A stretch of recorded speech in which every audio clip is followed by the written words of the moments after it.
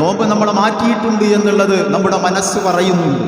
വേണ്ടാത്ത കാര്യങ്ങളിൽ നിന്ന് ഒരു നോട്ടമാകട്ടെ, ഒരു പ്രവർത്തനമാകട്ടെ, ഒരു വാക്കാകട്ടെ എനിക്ക് നിയന്ത്രിക്കാൻ സാധിച്ചിട്ടുണ്ടെന്ന് ഈ സന്ദർഭത്തിൽ എൻ്റെ നോമ്പ് ചില മാറ്റങ്ങൾ വരുത്തിയിട്ടുണ്ട്. ഞാൻ നേരത്തെ ഉണർന്ന് ഇബാദത്തുകൾക്ക് വേണ്ടി, ഖിയാമുൽ ലൈലിന് വേണ്ടി പള്ളിയിലേക്ക് വന്നവനാണ്. ജമാഅത്തിന് മുടങ്ങാതെ ഞാൻ ഹാജരായവനാണ്. പല തെറ്റുകളിൽ നിന്നും എൻ്റെ വീട്ടിലെ കേബിൾ വരെ ഞാൻ നീക്കിവെച്ച് അള്ളാഹുവിന് വേണ്ടി ഒരുപാട് നിലക്ക് തഖ്വ എൻ്റെ ജീവിതത്തിൽ ഉണ്ടാക്കിയെടുത്തിട്ടുണ്ട് എന്നുള്ളത് ഈ സന്ദർഭത്തിൽ നമുക്ക് ഓർക്കാനുണ്ടാവും. അല്ലേ? ഉണ്ടെങ്കിൽ നമ്മൾ വിജയിച്ചു. അങ്ങനെയുള്ള മുത്തഖീങ്ങളിൽ നിന്നാണ് അമലുകൾ അല്ലാഹ് സ്വീകരിക്കുക. ഇന്നമാ യതഖബ്ബലുല്ലാഹു മിനൽ മുത്തഖീൻ. അതുകൊണ്ട് ആ ലക്ഷ്യം നമ്മൾ നേടിയിട്ടുണ്ടെങ്കിൽ സഹോദരങ്ങളെ, ആ ലക്ഷ്യം നേടിയിട്ടുണ്ടെങ്കിൽ നമ്മൾ വിജയിച്ചു. അവിടെയാണ് നമ്മുടെ ഒന്നാമത്തെ പരിശോധന. ഈ റമദാനിന്റെ അവസാനത്തിൽ നമ്മൾ നിലകൊള്ളുമ്പോൾ രണ്ടാമതായി നമ്മൾ ശ്രദ്ധിക്കാനുള്ളത്, ഈ എൻ്റെ റബ്ബിനോട്, നമ്മളോട്, സ്വന്തത്തോട് ചോദിക്കേണ്ട ചില ചോദ്യങ്ങളുണ്ട്. ഞാൻ എൻ്റെ റബ്ബുമായി തനിച്ചിരുന്ന് എൻ്റെ ജീവിതത്തിൽ എൻ്റെ പാപങ്ങൾ കഴുകിക്കളയാൻ എനിക്ക് സാധിച്ചോ എന്നുള്ളതാണ് ആ രണ്ടാമത്തെ ചോദ്യം. അല്ലേ? അല്ലാഹു സുബ്ഹാനഹു വ തആല തൗബ സ്വീകരിക്കാൻ ഒരടിമയോട് എല്ലാ സന്ദർഭത്തിലും ഈ റമദാനിന്റെ രാപ്പകലുകൾ വ്യത്യാസമില്ലാതെ നമ്മുടെ തൗബക്ക് സ്വീകരിക്കാൻ തയ്യാറായിരിക്കുന്ന റബ്ബ്. അല്ലേ? ഏത് സമയത്തും നോമ്പുകാരൻ്റെ പ്രാർത്ഥന, ആ പ്രാർത്ഥനയ്ക്ക് ഉത്തരം ചെയ്യുമെന്ന് പറഞ്ഞ, നോമ്പിൻ്റെ വിധിവിലക്കുകൾ പറയുന്നതിനിടയിലൂടെ പ്രാർത്ഥന എടുത്തു പറഞ്ഞ് നമ്മുടെ റബ്ബ് എത്രയാണോ നമ്മൾ ആ റബ്ബിനോട് ചോദിക്കുന്നത്, അത്രയും നമ്മളെ ഇഷ്ടപ്പെടുന്ന കരുണാവാരിധിയായ റബ്ബിനോട് തൻ്റെ പാപങ്ങളെ കഴുകിക്കളയാനുള്ള നിരന്തരമായ പ്രാർത്ഥന നമ്മളിൽ ഉണ്ടായോ? ഇതാണ് പരിശോധിക്കേണ്ടത്. അല്ലാഹുവിൻ്റെ പ്രവാചകൻ സ്വല്ലല്ലാഹു അലൈഹി വസല്ലം മിമ്പറിൽ കയറിയപ്പോൾ ആമീൻ പറഞ്ഞത് അഷ്റഫുൽ ഖൽഖാണ്. നമുക്കറിയാം സംഭവം. അല്ലേ? ആരുടെ പ്രാർത്ഥനക്കാണ്? മലക്കുകളിൽ ശ്രേഷ്ഠനായ ജിബ്രീൽ അലൈഹിസ്സലാമിൻ്റെ പ്രാർത്ഥനക്കാണ് ആമീൻ പറഞ്ഞത്. റമദാൻ വന്നിട്ട് പാപങ്ങൾ പൊറുക്കാൻ കഴിയാതെ പോയവൻ തുലയട്ടെ. അതുകൊണ്ട് സ്വന്തത്തോട് അക്രമികളായി വാലിമുൽ ലിനഫ്സി എന്ന് പറഞ്ഞ ആളുകൾ നമ്മുടെ സമൂഹത്തിൽ റമദാനിലുമുണ്ട്. അക്കൂട്ടത്തിലാകരുത് നമ്മൾ. അതുകൊണ്ട് നമ്മുടെ റമദാനിൽ ഈ അവസാനത്തെ സന്ദർഭത്തിൽ നമ്മളിലേക്ക് തിരിഞ്ഞു നോക്കേണ്ടത്, എൻ്റെ പാപങ്ങൾ, ഞാൻ അറിഞ്ഞും അറിയാതെയും ചെയ്തു പോയ, എൻ്റെ പ്രായപൂർത്തിയായതിനു ശേഷം ഞാൻ ചെയ്തു പോയ ഒട്ടനവധി തെറ്റുകളുണ്ട്. തെറ്റെന്നറിയാതെ ഇപ്പോഴും അത് നിലനിൽക്കുന്നുണ്ട് സഹോദരങ്ങളെ. അല്ലേ? ഒരു നോട്ടമാകാം, ഒരു വാക്കാകാം, ഒരു സംസാരമാകാം. അതൊക്കെ റബ്ബിനോട് പറഞ്ഞ് കരഞ്ഞ് തൻ്റെ കാര്യങ്ങളെ പറഞ്ഞു തീർക്കാൻ എവിടെയെങ്കിലും വിട്ടുപോയിട്ടുണ്ടെങ്കിൽ ആവർത്തന വിരസതയില്ലാതെ റബ്ബിനോട് ചോദിച്ചുകൊണ്ടിരിക്കണം. അല്ലേ? ഒരടിമക്ക് അല്ലാഹ് ഉത്തരം നൽകിക്കൊണ്ടേയിരിക്കും. അയാൾ കുടുംബബന്ധം മുറിക്കാനോ തെറ്റിനു വേണ്ടിയോ അല്ല ദുആ ചെയ്തുകൊണ്ടിരിക്കുന്നത്. ഖൈറിനാണെങ്കിൽ അല്ലാഹ് ഉത്തരം നൽകിക്കൊണ്ടിരിക്കും. മാലം യസ്തഅജിൽ, ധൃതി വെച്ചിട്ടില്ലെങ്കിൽ. സഹാബത്ത് ചോദിച്ചു, എന്താ ധൃതി വെക്കുക?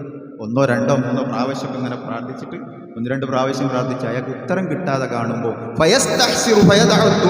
നിരാശനായ അയാൾ പ്രാർത്ഥന ഉപേക്ഷിക്കുന്ന അവസ്ഥ വരുന്ന ഇതുണ്ടാകരുത് സഹോദരൻ. പ്രവാചകൻ സ്വല്ലല്ലാഹു അലൈഹി വസല്ലം പ്രാർത്ഥന ഹദീസിൽ കാണാൻ പറ്റും. ഉത്തരം കിട്ടിയേ അടങ്ങൂ എന്ന നിലക്ക് ആവർത്തിച്ച് ചോദിക്കുമായിരുന്നു. അല്ലേ? നമ്മൾ ആലോചിക്കണം, നമ്മളെ പ്രാർത്ഥന എങ്ങനെ ഉണ്ട്? 1, 2 തവണ ചോദിച്ച് നിർത്തിവെക്കല്ല, അത് ചോദിച്ചുകൊണ്ടേയിരിക്കുക. 3-1 കിട്ടും. നമ്മൾ മനസ്സിലാക്കിയാണ് ഹദീസ്. ഒന്നുകിൽ പരലോകത്ത് പ്രതിഫലം കിട്ടും. അല്ലേ? ചിലപ്പോൾ ഉടനം ഉത്തരം ചെയ്യും, അല്ലെങ്കിൽ മറ്റെന്തെങ്കിലും നമുക്ക് അതിനേക്കാൾ വലിയ അപകടങ്ങളോ പ്രയാസങ്ങളോ അതിൽ നിന്ന് പ്രാർത്ഥന കൊണ്ട് നീക്കിത്തരാൻ ചോദിച്ചത് തന്നിട്ടില്ലെങ്കിൽ നിരാശപ്പെടരുത്. അതുകൊണ്ട് ഈ റമദാനിന്റെ അവസാന സന്ദർഭത്തിൽ നിരാശയില്ലാതെ റബ്ബിനോട് ദുആ ചെയ്തുകൊണ്ടേയിരിക്കണം. ഇനിയുള്ള ദിനങ്ങൾ പാപമോചനം, നരകമോചനത്തിനു വേണ്ടി, അല്ലേ, സ്വർഗപ്രവേശനത്തിന് വേണ്ടിയുള്ള കാര്യങ്ങൾ. അത് ചെറിയ ചെറിയ പ്രവർത്തനങ്ങളാകാം സഹോദരങ്ങളെ. ഇഖ്ലാസോട് കൂടിയാണ് ഞാനും നിങ്ങളും ആ കർമ്മം ചെയ്യുന്നതെങ്കിൽ റബ്ബ് സ്വർഗത്തിലേക്ക് എത്തിക്കട കാര്യമായിരിക്കും. ഒരു നായക്ക് വെള്ളം കൊടുത്ത മനുഷ്യന്റെ കഥ നമ്മൾ കേട്ടു. എത്ര ചെറിയ പ്രവർത്തനമായിരിക്കും ചിലപ്പോൾ. പക്ഷെ അത് ചെയ്യുമ്പം അദ്ദേഹത്തിന്റെ ഇഖ്ലാസ്, എന്നെ പോലെ ദാഹിച്ചു വലഞ്ഞ ഒരു മണ്ണ് കപ്പുന്ന ഒരു ജീവിയാണ് എൻ്റെ മുമ്പിലുള്ളത് എന്ന ഇഖ്ലാസിന്റെ പ്രവർത്തനമായിരുന്നു അദ്ദേഹത്തെ സ്വർഗത്തിലേക്ക് കൊണ്ടുപോകാണ്ടായ കാരണം. ചെയ്യുന്ന പ്രവർത്തനം റബ്ബ് ഇങ്ങനെ ഇട്ട് തരും. സ്വർഗത്ത് പോകാൻ ചിലപ്പോൾ അവർ ജീവിയായിരിക്കും, അല്ലേ? ഒരു രോഗിയായിരിക്കും, ഒരു പ്രയാസപ്പെടുന്നവനായിരിക്കും. അത് കണ്ടെത്താൻ നമുക്ക് കഴിയും. ചെറിയ ചെറിയ കാര്യങ്ങളായിരിക്കും, ചെറിയ ചെറിയ കാര്യങ്ങളായിരിക്കും. ഒരു മരം കാരണം സ്വർഗത്തിൽ വിഹരിക്കുന്ന, സ്വർഗത്തിൽ സഞ്ചരിക്കുന്ന ഒരു മനുഷ്യനെ നബി സല്ലല്ലാഹു അലൈഹി വസല്ലമ മിഅ്റാജിന്റെ യാത്രയിൽ കണ്ടപ്പോൾ ആരാണെന്ന് അന്വേഷിച്ചുകൊണ്ട് പറഞ്ഞതാ, തൻ്റെ പറമ്പിൽ നിന്ന് വഴിയിലേക്ക് ചാഞ്ഞു നിന്ന ഒരു മരമല്ലേ, മരക്കൊമ്പ്. അത് ആളുകൾക്ക് പ്രയാസമായി നിൽക്കുന്നത് കണ്ടപ്പോൾ അത് മുറിച്ചു മാറ്റി കൊടുത്തു.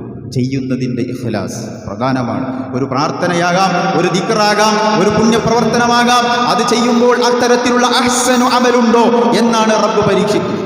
ഇഖ്ലാസോടുകൂടി പ്രവാചകൻ സല്ലല്ലാഹു അലൈഹി വസല്ലം പിൻപറ്റി ഈമാനോടുകൂടി ചെയ്യുന്ന കർമ്മമാണ് അഹ്സനു അമൽ.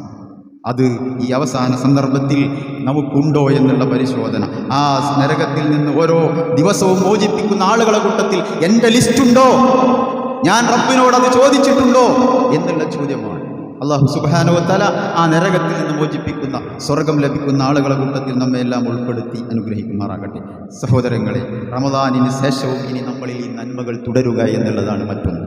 ഈ റമദാൻ നമ്മളോട് വിട പറഞ്ഞാലും ഇതിന് ശേഷം നമ്മുടെ നന്മകളെ നമ്മുടെ ജീവിതത്തിൽ തുടർന്ന് മുന്നോട്ട് കൊണ്ടുപോകാൻ നമുക്ക് കഴിയണം. അവിടെയാണ് നമ്മുടെ വിജയം. അല്ലേ? നമ്മളെ വഞ്ചിക്കാൻ നമ്മുടെ ജന്മശത്രുവായ പിശാചി നമ്മുടെ കൂടെയുണ്ട്.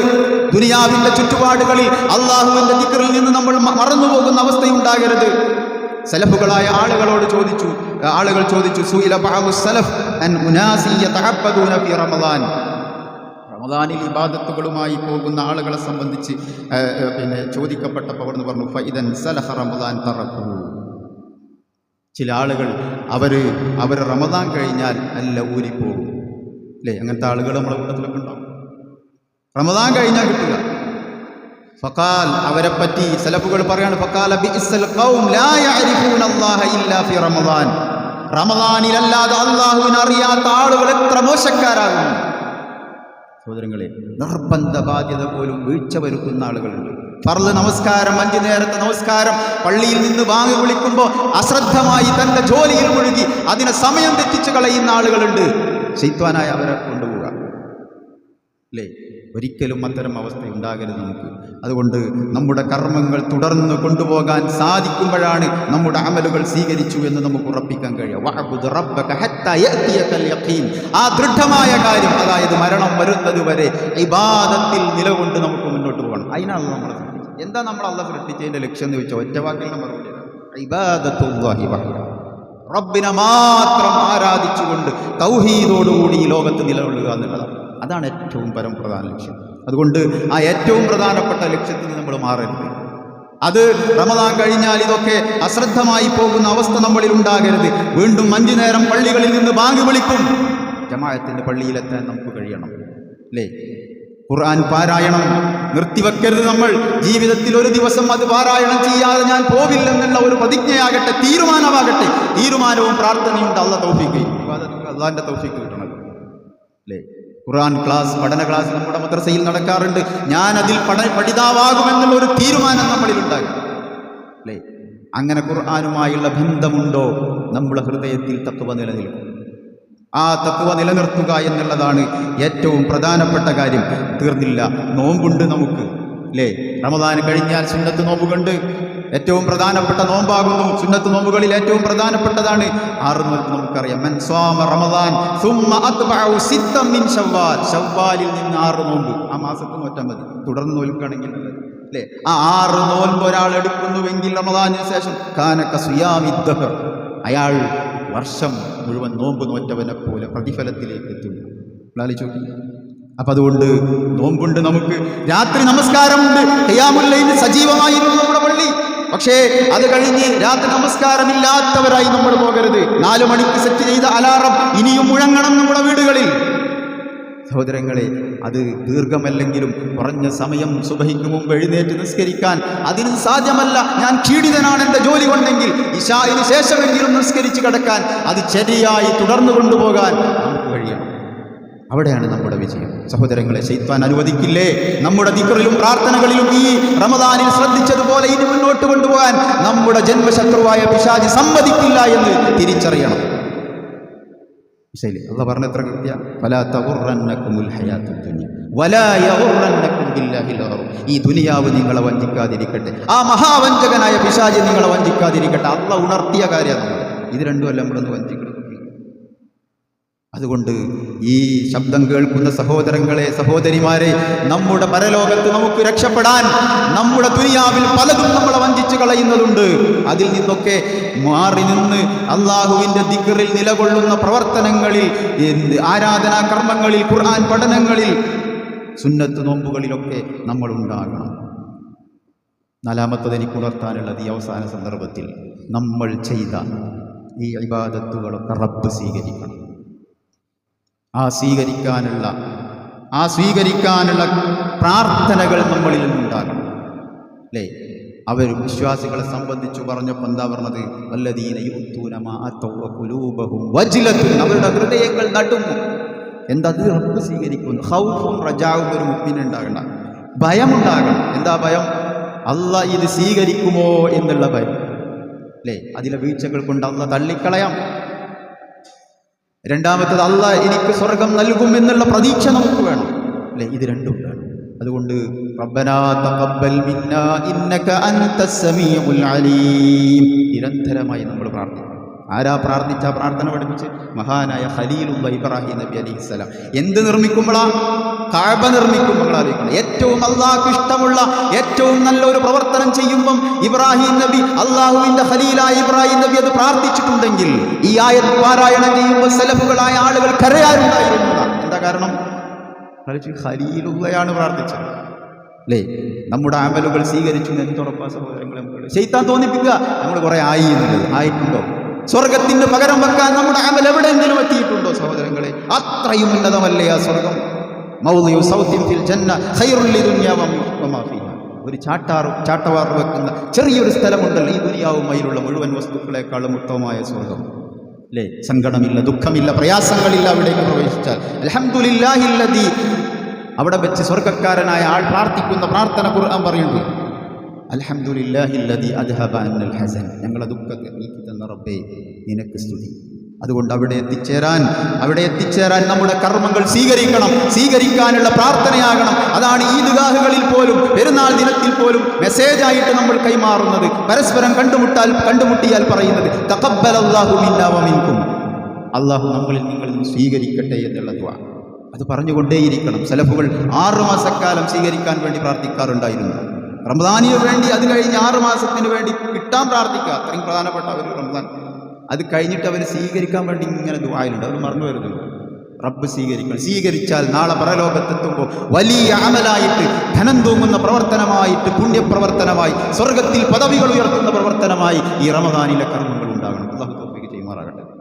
സഹോദരങ്ങളെ, കർമ്മങ്ങളെ നിഷ്ഫലമാക്കി കളയുന്ന ഒന്നും നമ്മളിൽ ഉണ്ടാകാതെ സൂക്ഷിക്കും. പ്രധാനപ്പെട്ട കാര്യം ശിർക്ക്, കുഫർ, അല്ലേ? എല്ലാം പൊളിച്ചു പോകും. എല്ലാ നന്മകളും പൊളിച്ചു പോകും. ബദരീങ്ങളെ എന്ന് വിളിച്ച് ഒരുത്തൻ തേടിയാൽ അയാൾ അമലുകൾ നശിച്ചു പോകും. നമുക്കറിയാം. ശിർക്ക്, കുഫർ, റിയാ, ബിദ്അത്തുകൾ, ആമിലത്തുൻ നാസി വതസ്ലാ നാറൻ ഹാമിയ, പരലോകത്തിൽ ഒരു കൂട്ടർ പ്രവർത്തിച്ച് ക്ഷീണിച്ചവരായിരുന്നു അവർ. പക്ഷേ നരകത്തിന്റെ ആളുകളാണെന്ന് പറഞ്ഞ എന്താ ചെയ്തത്? അല്ലാഹു റസൂൽ പഠിപ്പിച്ച പോലല്ല. ശിർക്കും കുഫറും ബിദ്അത്തുകളും റിയാ പോലും. റിയാ ഭയങ്കരമായി അല്ലാഹുവിന്റെ റസൂൽ നമ്മളിൽ ഭയപ്പെട്ട കാര്യമാണ്. ഒരു ഇബാദത്ത് ചെയ്യുമ്പം ലക്ഷ്യം മാറിപ്പോകും. ഉണ്ടാകരുത്. മാത്രമല്ല ഹറാം ഒഴിഞ്ഞിരുന്നാൽ തിഹാമ പർവ്വതത്തിന്റെ അത്രക്ക് നന്മകളുമായി പരലോകത്ത് വന്നിട്ട് ധൂളികളായി പറത്തിക്കളയുന്ന ഹദീസിൽ കാണാം. ആരാണവർ? അവരൊഴിഞ്ഞിരുന്നാൽ ഹറാമിൽ മുഴുകും. ആള് കാണില്ലെങ്കിൽ ഹറാം. അതിങ്ങനെ സ്ക്രീനിൽ നീക്കുമ്പോൾ ഹറാമിൽ കണ്ടുകൊണ്ട് നമ്മുടെ മനസ്സ് കുടിയിരിക്കുന്നുണ്ടെങ്കിൽ സഹോദരങ്ങളെ, സ്വീകരിക്കാത്ത അമലുകളായി നമ്മുടെ അമൽ മാറും. ഒഴിഞ്ഞിരിക്കുമ്പോൾ ഹറാമിൽ മുഴുകുന്ന ആളുകൾ. അല്ലേ? തീർന്നില്ല, മറ്റുള്ളവരെ ഉപദ്രവിക്കുന്ന ആളുകൾ പരലോകത്ത് കൊണ്ടുവരുന്ന. സല്ലല്ലാഹു അലൈഹി വസല്ലം ഹദീസിൽ പറഞ്ഞില്ലേ, അതദറൂന മൽ മുഫ്ലിസ്, ആരാണ് പാപ്പറായവർ നിങ്ങൾക്കറിയും? ദിർഹമില്ലാത്തവരായിരിക്കും എന്നൊക്കെ സഹാബത്ത് പറഞ്ഞപ്പോൾ, അല്ല, എൻ്റെ ഉമ്മത്തിൽപ്പെട്ട ആളുകളുണ്ട്, അവർ യൽതൂന യൗമൽ ഖിയാമ ബിസ്വലാത്തിൻ വസകാത്തിൻ വസിയാം, നോമ്പ് നിസ്കാരം ഒക്കെ ആയിട്ട് വരും, സ്വതക്കയായിട്ട് വരും, ഒക്കെ ചെയ്ത ആളുകളാണ്. പക്ഷേ ഇന്നവനെ ചീത്ത വിളിച്ചിട്ടുണ്ട്, ഇന്നവന്റെ രക്തം ചിന്തിയിട്ടുണ്ട്, ഇന്നവന്റെ അഭിമാനത്തിന് ക്ഷതം വരുത്തിയിട്ടുണ്ട്. അതുകൊണ്ട് അള്ളാഹു അയാളുടെ നന്മകൾ അദ്ദേഹത്തിന് തിരിച്ചു കൊടുക്കും. ഈ മനുഷ്യൻ ഒന്നുമില്ലാതെ നരകത്തിലേക്ക് എറിയപ്പെടുന്ന ഹതഭാഗ്യം. ഒരുത്തനെയും വേദനിപ്പിക്കാൻ പോകേണ്ട സഹോദരങ്ങളെ, ശുദ്ധമായ ഹൃദയത്തിന്റെ ആളാകുക. അള്ളാഹു അമൽ സ്വീകരിക്കണമെങ്കിൽ എന്ത് വേണം? പരസ്പരം അങ്ങോട്ടും ഇങ്ങോട്ടുമുള്ള വിദ്വേഷമില്ലാതിരിക്കണം. അതൊക്കെയാണ് ഈ ഇബാദത്തിലൂടെ അള്ളാഹ് ഉണ്ടാക്കിയത്. അവന്റെ സ്വഭാവം അതാണ് സൽസ്വഭാവി. നിസ്കരിക്കുന്നവന്റെ, നോമ്പെടുക്കുന്നവന്റെ ദറജയിലേക്ക് ഉയരുന്നത് സ്വഭാവ വിശുദ്ധിയാണ്. അള്ളാഹുവിന്റെ റസൂൽ ഇങ്ങനെ ക്ലാസ് എടുത്തുകൊണ്ടിരിക്കുമ്പോൾ ഒരു അൻസാരിയായ മനുഷ്യൻ ഇങ്ങനെ കടന്നു വരിക.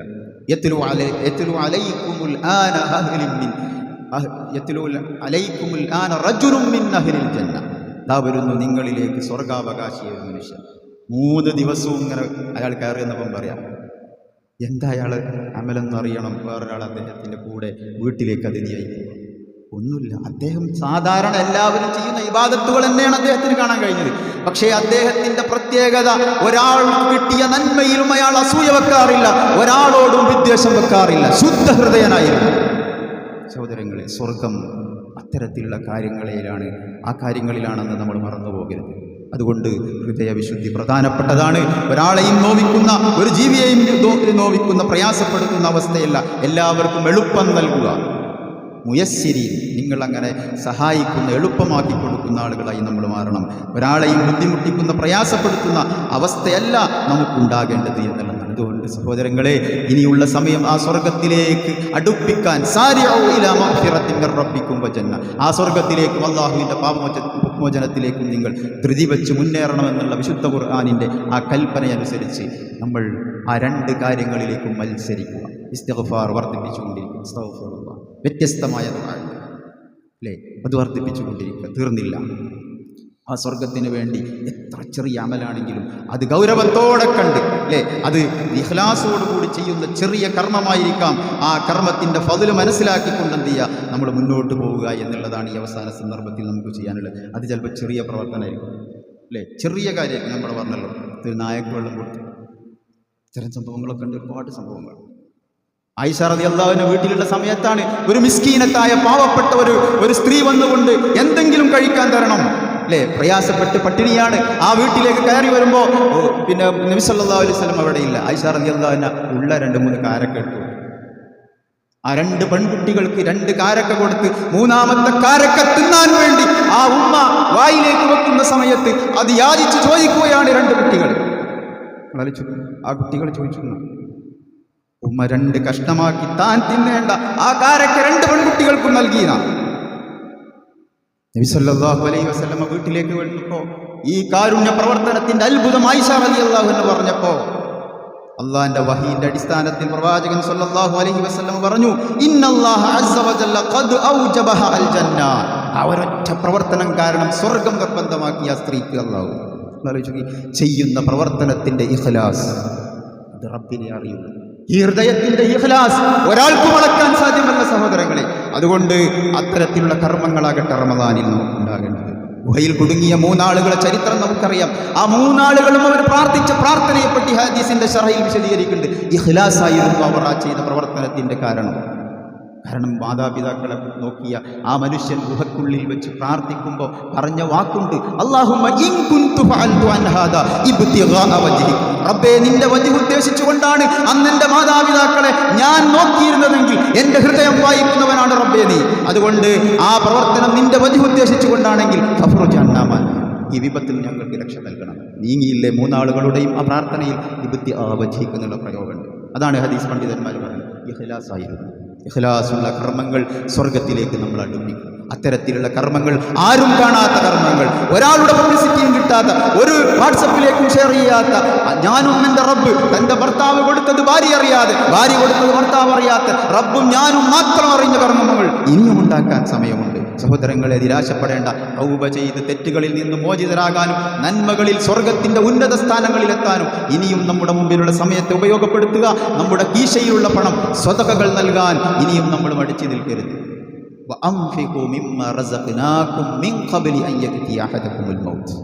വല്ലാത്ത പ്രയോഗമാണ് അല്ലേ? എന്താ അല്ലാഹ് പറഞ്ഞത്? ഞാൻ നൽകിയത് നിങ്ങൾ നൽകാന്ന്. അല്ലാഹുവിന്റെ ധനം.